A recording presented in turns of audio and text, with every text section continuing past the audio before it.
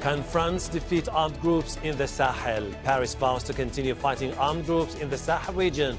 The pledge follows the killing of French aid workers in Niger. But is France capable of confronting the fighters? And how big a threat do they pose to peace in West Africa? This is Inside Story.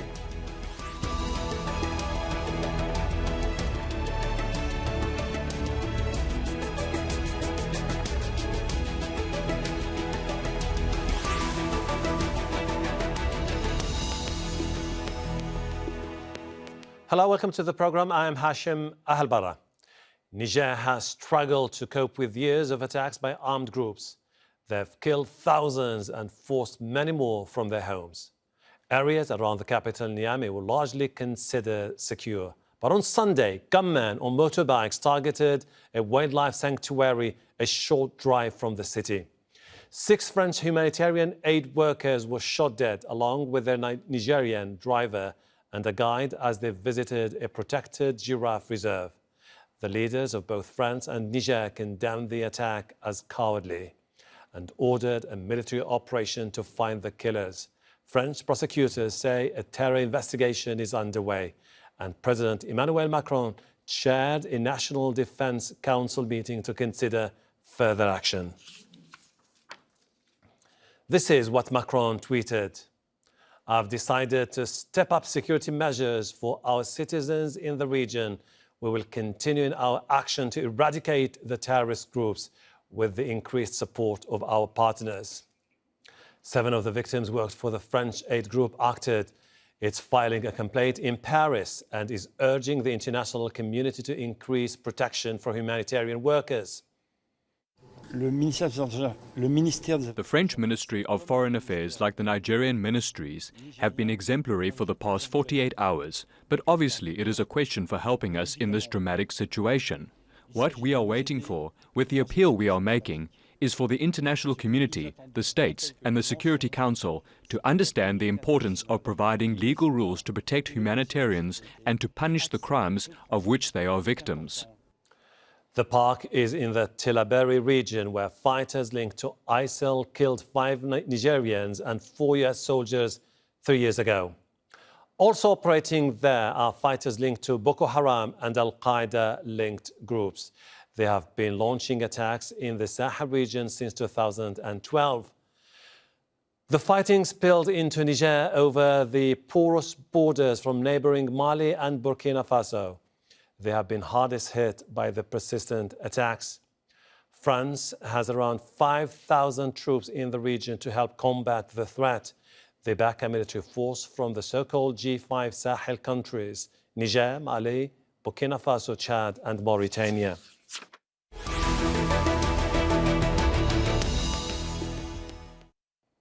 Let's bring in our guests. In Nigeria's capital, Abuja, we have Ovigwe Igwego. He's a geopolitical and security analyst at the think tank Afripolitica. In Aberdeen, in Scotland, Manuel Ikunze is a university lecturer there and author of the book Inherent and Contemporary Challenges to the African Security. In Paris, Marie-Roger Bilowa is president of the Africa International Media Group. Welcome to you all. Ovigwe, with the French prosecutors saying that they are launching a terror investigation, is it safe to say at this particular moment that the attack was the work of one of the armed groups operating in the Sahel region? Yeah, I think when you get that kind of news, of course, you know that maybe the French have gotten intelligence, or they are working on a hunch that the attack was perhaps carried out by one of the jihadi groups operating in Lake Chad and that would be broader Sahel region. So it remains to be seen what the outcome of the investigation would be. But almost when you see an attack on aid workers or on troops, of any of the regional militaries, it always goes on to become be claimed as by one of the groups, either ISWAP or Boko Haram. Mano, isn't this likely to be a tough challenge facing the French prosecutors? Because we're talking about porous area where fighters can come from different neighboring countries and launch attacks? We're talking about the vast territory. Isn't this going to pose further challenges for the French prosecutors? True. The challenges to security in the Sahel region are immense. So, as you know, territorially, the region is very, very vast. Niger is a vast country. And chasing anyone, whether terrorists or a tribal group or any other group in the area, it's extremely difficult. So yes, as you say, it's a challenging task for the French and the Nigerian forces. Mm-hmm. Marie-Roger, I mean, let's talk a little bit about those targeted the aid workers. Do you think this is part of an indiscriminate pattern by the armed groups operating in the Sahel, or that they had a particular message to send by targeting the aid workers themselves? Well, I don't think it's against the aid workers as such, but it's against French. It's against French citizens, for sure. They were waiting for them. The park had been sort of closed because of COVID, not very active, and that was one of the first visits to be organized. And everybody knew that you have to go there early in the morning because there's sort of a sense of insecurity in the afternoon. The darker the day becomes, the more you are in danger. So they were there very early. So they've been waiting for them. And it shows that there is no single place which is safe, really, outside maybe homes which are heavily guarded. And there is a debate here in France where they say, well, the French ministry, the French foreign ministry has issued a map where they show red spots, which means very dangerous, should not go there, and sort of orange spots, which is is not recommended, but actually you could. But this is just something for, let's say, for practical reasons, because there's no place which is safe when you know how terrorists operate. It's not an army with a front where they are based somewhere. They are very mobile people, individuals who can regroup very easily wherever they can. And we know that the big problem is Sahel, but we had terrorists in Abidjan on the coast, in Bassam, for instance. You had at the border with Burkina Faso. So saying that a place is safe is just a matter to let's say, to reassure oneself. Which leads me to this question to Ovigwe, exactly what Marie-Roger was talking about, which is if the French are saying now they will step up their military operation in the area, where do they have to start? Telaberi in Niger is not a safe area. Burkina Faso is not a safe area. Northern Mali is not a safe area. Parts of Mauritania is not a safe area. Wherever they go in the Sahel area, despite all this military presence, all those years, it seems that they are, in a way or another, back to square one. Yeah, well, not necessarily, because we have to go back to, the summit in Pau to understand that there is a strategy in place.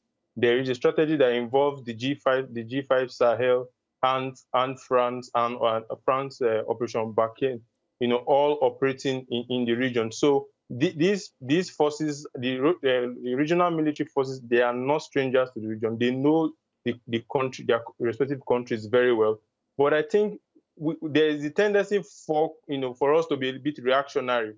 For instance, now immediately after following the attack, the Nigerian government has expanded the state of emergency, to the entire region that surrounds, the capital of Niamey, and also suspended access, to the giraffe reserve. But that's how long are you going to keep that there? Perhaps you have Nigerian forces and the French forces working in the area. That's why they are doing that. That's why they are suspending access, and putting in place a state of emergency. But the bigger issue is, after this attack, of course, we have to keep in mind that there is a broader strategy that was agreed in Pau earlier this year. And even when the follow-up summit was held, in Nouakchott in Mauritania, all sides agreed that, yes, they're making progress. Yeah, but the dynamic is shifting. Exactly. So we have to maintain all of these, strategies going forward rather than just being reactionary. Now, Mano, if you look at what has been said over the last few years, particularly from Operation Serval to Operation Barkhane, the international community, the Americans and the French in particular, have been saying that they have made gains and that they have, in a way or another, undermined some of the armed groups operating in those areas. But when you look at Tel Abyad itself, 2017, they killed 4 special forces soldiers from the US. Now they are killing French aid workers. Isn't this an indication that the fight is far from over? I think you're very right. The fight is very far from over. And like the earlier gentleman said from Nigeria, these issues happen and they remind us what is going on, because 6 French nationals have been killed. Then we are certainly interested in what is going on. It's not an isolated incident. These are things that are happening across the Sahel region on a daily basis. We only pick up on it when it includes foreigners, especially Westerners. So the security situation in the Sahel region is not getting better. Whatever the strategy you want to mention, it's getting worse. And that's why we need to really understand the issues happening in the Sahel. You have to go really deep into the history of the region to know that whatever we are seeing today is as a result of so many different processes. In this case, I see your point. Let's talk about those issues. Start by one. My question to Mary Roja now. It seems that a military victory is impossible. It might take ages, many years for them to be able to defeat those groups without addressing the core issues. Where do you think we should start? Should we address tribalism, corruption, poverty, climate change? Where do we need to start first of all? Actually, I agree with what was said before, that there are progress being made. The improvement, and the defense minister was boasting about significant steps and results which have been achieved against the Islamic State in Sahara. The problem is that definitely those groups are being weakened as major group with organizations, but the problem is that they are still able to harm people in a large scale. Like you have now 8 people killed here in Kure, but a couple of months ago, in the beginning of the year, there were like 200 military troops in Niger. So they can always be very active anywhere. But so you have to also tackle the military aspect. Okay. But now, doing so parallel, you have to be aware that this did not start from nowhere. And it depends on the country. All the countries don't have exactly the same structure. If we compare Niger and Mali, Mali is worse off because there is no administration. The state is very weak. You have places where you don't have any official, no budget, and the corruption is huge. In Niger, it's a little bit different, and you don't have this ethnic fights in the same way. The ethnic conflicts, they have not degenerated like in Mali, and you have a government trying to fight corruption. We had a big scandal, and the general staff of the army has been removed and things happening. They are trying to, but so you have to tackle the problems as they appear urgent. Okay. In Mali, I see your point. Obigwe, so if we are to tackle the urgent issues, where do we need to start? Because when you look at the map of the Sahel region, climate change leads to poverty, migration of people from the rural areas into the cities, and this is where you get the fault lines. People are concerned about decades of corruption and a political elite widely seen as disconnected from reality. How can you win a war against those armed groups if the general sentiment itself among the local population is against the political establishment? Yeah, I think one thing we have to realize is that, this is a conflict. There's been a conflict brewing in the Sahel before the conflict took a violent, turn. And what I mean by conflict is, you mentioned my, issue of climate change, and that's a conflict between, the residents of the Sahel, people of the Sahel, and their environment.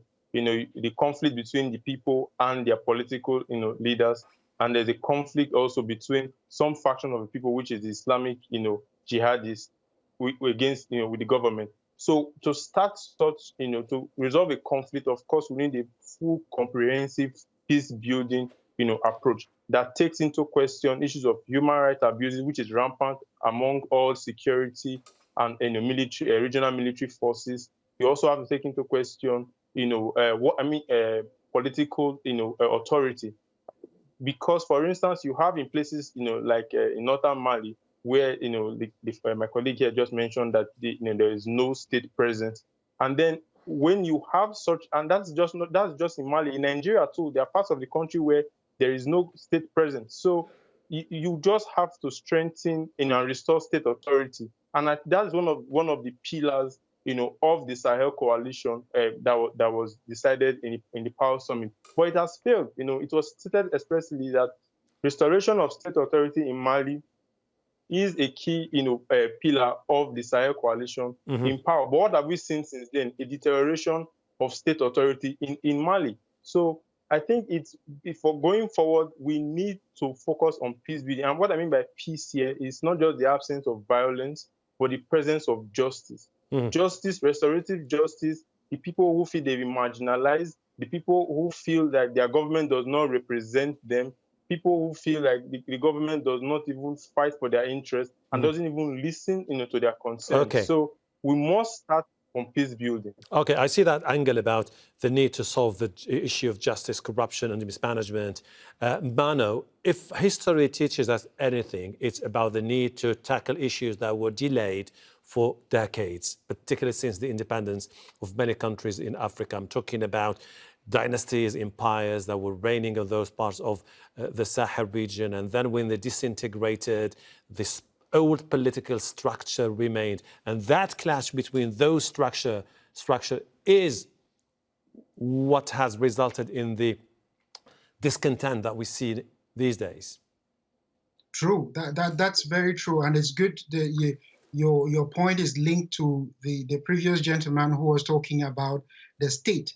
So as you clearly said, this particular region in Africa, the Sahel region, that stretches from the Red Sea coast right down to the western Atlantic coast, is the area where you have the longest history of African states. You could start from the Empire of Ghana to Mali, Songhai, you could come down to Kanem, then Borno, then Sokoto, right up to the European conquest. You have different types of states that have existed in this region, including this people. So for example, Kanem Borno started as a very traditional indigenous African state, then it Islamatized, and then you have a Sokoto that covers some of the areas of Niger that we are talking about, which started really as a Sunni jihad and created in the early 19th century, and created what was a very firm and powerful Islamic state. Then you had what you would call, perhaps, you might cut this when you rearrange the program, what you would call Christian European jihad that fought and destroyed the states that occupied this area. So you have three types of competing ideologies: the traditional African ideologies, the Islamic political ideologies, and the European imperial states that were left behind after decolonization. I see your point. When you talk about the strength of the state, you would then ask the question, which state are you talking about? Perfect. When you say that there is no state presence in northern Mali, you ask, which state are you talking about? We're left. So these problems the Tuareg problem, the Islamic problem, and the European imperial state problem is the core of the issues we're talking about. Well, I see your point. Now, we're left with very few minutes, and let's move forward to different angles of this particular story. Marie-Roger, the French say they are determined to stay for as long as it takes to defeat armed groups operating in the area. Aren't they likely to face the same problem that faced the Americans in Afghanistan and Iraq? They said this was initially a matter of few years, and then they stayed there forever. Well, forever, that's not the plan, of course. Obviously, as they used to stress, they say we're there only for a while. But what we see is that whatever we say we should tackle the problem, all the problems surrounding this, we should do this and that. The first thing they do is to ramp up the army. After the big summit that was in Pau, in France, with the 5G5 head of states, and even in Mauritania very recently, what you see is only a military action. And for people are sort of fed up. I mean, they know how much all that cost. So much money, and they see the little results, and they see that the casualties are just growing tremendously. And the people are like, what should we do? You know, President Macron said today, no, we are not intending to leave the Sahel zone. We need to be there. You know, this kind of situation, when you don't have a real control of the results, they might be there for much longer as they wish to be.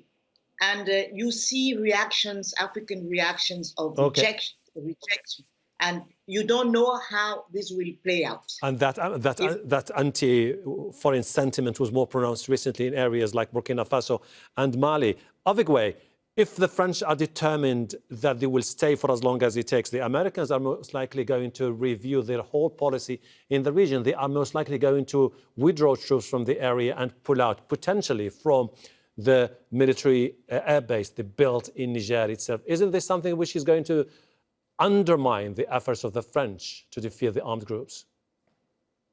Yeah. Okay. First, let's start with the issue of the possible drawdown of U.S. troops. Yes, of course. The base in Agadez, in Niger, has been critical in terms of providing logistics for Operation Barkhane, and also still, providing intelligence, because the French have the forces on the ground in terms of sheer numbers. After the Pau summit, they increased from 4,500 to about 5,100. But it is the Americans that really run the intelligence, and surveillance, ISR feeds that the French are operating on.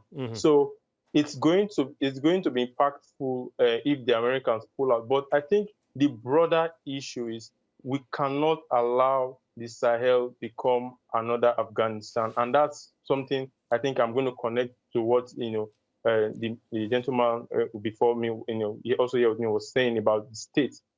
We need to, when we talk about state building, in the Sahel, that has to be at the center of it all. Thank you. And of course, we have to decide what state. So regardless of the state, whether it's the Islamic state or the neo-colonial state, the important thing is whatever the ideologies that they have to also include peace as a way of life, because you can't. There's nowhere in the world you don't have competing ideologies at the same time. Whatever country you look at, you always find left or right, the Marxist, socialist, capitalist, and so on and so forth.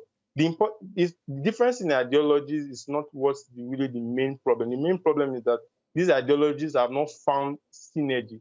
These competing ideologies have not found a way to coexist, among each other. So going forward, I think that has to be at the crux of the state building, especially in Mali. Thank you. Yeah.